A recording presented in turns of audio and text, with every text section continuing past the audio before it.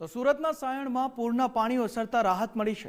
અસરગ્રસ્ત પરિવારોને રોકડ સહાયનું વિતરણ શરૂ કરી દેવામાં આવ્યું છે। તંત્ર દ્વારા માત્ર 5 કલાકમાં જ સર્વે પૂરો કરી દેવાયો છે અને પરિવાર દીઠ ₹6,800ની કેશ ડોલ સહાય ચૂકવાઈ છે। એમએલએ મુકેશભાઈ પટેલની ઉપસ્થિતિમાં સહાય વિતરણ કરવામાં આવી છે। મુકેશભાઈ પટેલે જાતે ઘરે ઘરે જઈને સહાય ચૂકવી છે। ભારે વરસાદ અને ખાડીપુરે સાયણને બાનમાં લીધું હતું। સાયણ ગામના 1600 જેટલા પરિવારો પૂરથી પ્રભાવિત થયા છે। આજે 251 પરિવારોને રોકડ સહાય ચૂકવાઈ છે। બાકીના પરિવારોને આવતીકાલે આર્થિક સહાય જે છે તે આપવામાં આવશે। સર્વે કામગીરીમાં 66 તલાટી અને 24 ગ્રામ સેવક પણ જોડાયા હતા। ત્યારે મહત્વની વાત એ છે કે 5 કલાકમાં જ આ સર્વે પૂરો કરાયો અને પરિવાર દીઠ આ સહાય પણ ચૂકવાઈ છે। हमारे 2-3 દિવસથી બહુ વરસાદ બહુ ભારે પડ્યો છે અમારા ફળિયામાં। અહીંયા તે કારણે અમારે પાણી બહુ ભરાઈ ગયા છે। સાંઠે લગીને પાણી આવી ગયા હતા અમારા ઘરે લગીને। ઘરમાં બી પાણી ઘૂસી ગયા હતા।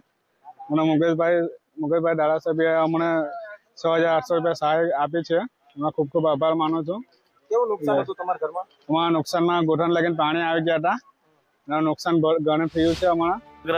દક્ષિણ ગુજરાતની અંદર ખાસ કરીને સુરત જિલ્લાની અંદર છેલ્લા 2 દિવસથી 16 થી 18 ઇંચ જેટલો વરસાદ વરસવાના કારણે આ સાયણની અંદર ચારે તરફથી પાણી ભરાઈ ગયા હતા।